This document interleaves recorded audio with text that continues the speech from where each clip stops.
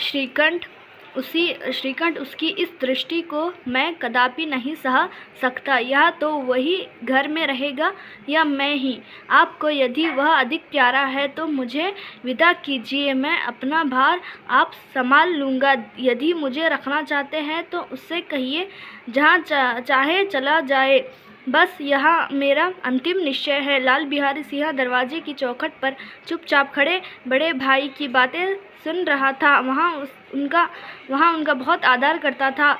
उसे कभी इतना साहस न हुआ था कि श्रीकंठ के सामने चारपाई पर बैठ जाए, हुक्का पी ले या पान खा ले। बाप का भी वहाँ इतना मान न करता था। श्रीकंठ का भी उस पर हार्दिक स्नेह था। अपने होश में उन्होंने कभी उसे घुड़का तक न था। जब वहाँ इलाहाबाद से आते तो उसके लिए कोई न कोई वस्तु अवश्य लाते। मुकद्दर की जोड़ी उन्होंने ही बनवा दी थी। पिछले साल जब उसने अपने से डयोंडे जवान को नागपंचमी के दिन दंगल में पछाड़ दिया तो उन्होंने पुलकित होकर अखाड़े में ही जाकर उसे गले से लगा लिया था। 5 रुपए के पैसे लुटाए थे।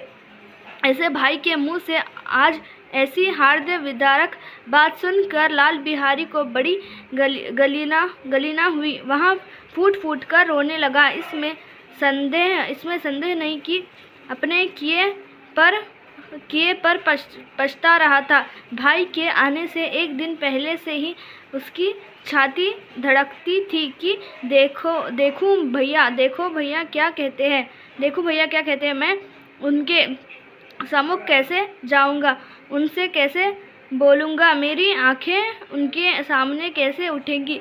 उसने समझा था कि भैया मुझे बुलाकर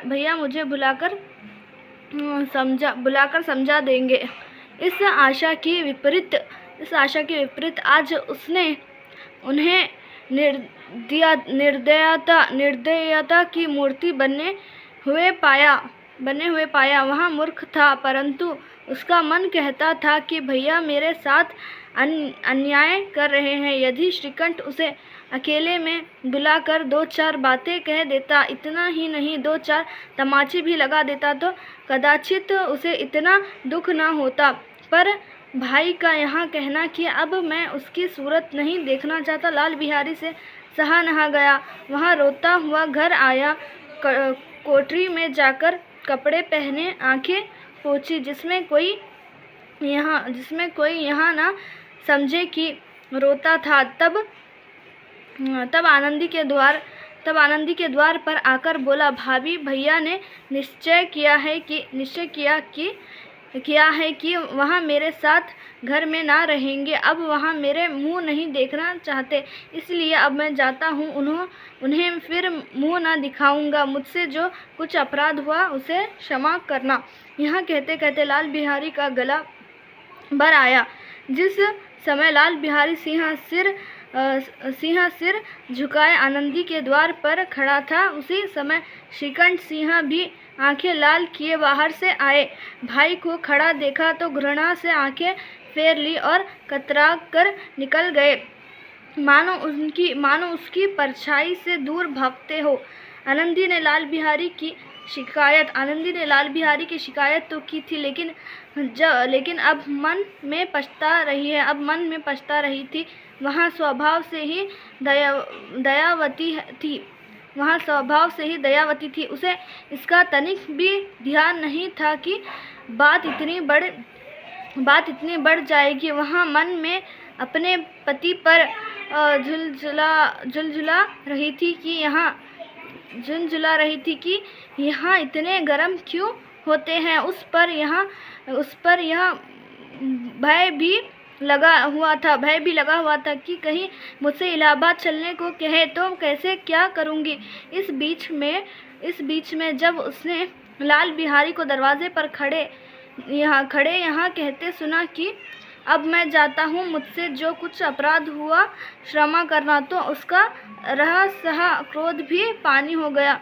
वह रोने लगी। मन का मैल धोने के लिए नयन जल से उपयुक्त और कोई वस्तु नहीं है। श्रीकंठ को देखकर आनंदी ने कहा, लाल बिहारी खड़े बहुत रो रहे हैं। हाँ, बहुत रो रहे हैं श्रीकंठ। तो मैं क्या करूं? आगे देखिए। आनंदी, भीतर बुला लो। मेरे जीभ में आग लगे। मैंने कहाँ से यहाँ झगड़ा उठाया? श्रीकंठ, मैं ना बुलाऊंगा। आनंदी, पछताओगे। उन्हें बहुत गलानी हो गई। ऐसा ना हो कहीं चल दे। श्रीकंठ ना उठे। इतने में लाल बिहारी ने फिर कहा, भाभी भैया से मेरा प्रणाम कह दो। वह मेरा मुंह नहीं देखना चाहते, इसलिए मैं भी अपना मुंह उन्हें ना दिखाऊंगा। लाल बिहारी इतना कहकर लौट पड़ा और शीघ्रता से दरवाजे की ओर बढ़ा। अंत में आनंदी कमरे से निकली और उसका हाथ पकड़ लिया। लाल बिहारी ने पीछे फिर के देखा और आंखों में आंसू भरे बोला, मुझे जाने दो। आनंदी, कहाँ जाते हो? लाल बिहारी, जहाँ कहीं मेरा मुंह ना दिखे। आनंदी, मैं ना जाने दूंगी। लाल बिहारी, मैं तुम लोगों के साथ रहना योग्य नहीं हूँ। आनंदी, तुम्हें मेरी सौगंध, अब एक पग भी आगे ना बढ़ाना। लाल बिहारी, जब तक मुझे यहाँ न मालूम हो जाए कि भैया का मन मेरी तरफ से साफ हो गया है, तब तक मैं इस घर में कदापि ना रहूँगा। आनंदी, मैं ईश्वर को साक्षी देकर कहती हूँ कि तुम्हारी ओर से मेरे मन में तनिक भी मैल नहीं है। अब श्रीकंठ का हाथ भी पिघला। उन्होंने बाहर आकर लाल बिहारी को गले से लगा लिया। दोनों भाई खूब फूट कर रोए। लाल बिहारी ने सिसकते हुए कहा, भैया, अब कभी मत कहना कि तुम्हारा मुंह ना देखूंगा। इसके सिवा आप जो दंड देंगे मैं सहर्ष स्वीकार करूंगा। श्रीकंठ ने कांपते हुए स्वर से कहा, लल्लू, इन बातों को बिल्कुल भूल जाओ। ईश्वर चाहेंगे तो फिर ऐसा अवसर ना आवेगा। बेनी माधव सिंह बाहर से आ रहे थे।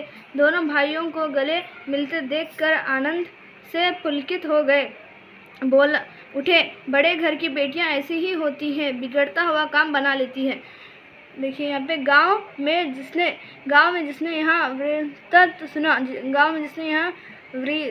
सुना, उसी ने इन शब्दों में आनंदी को उदारता को सराहा। बड़े घर की बेटियां ऐसी ही होती है।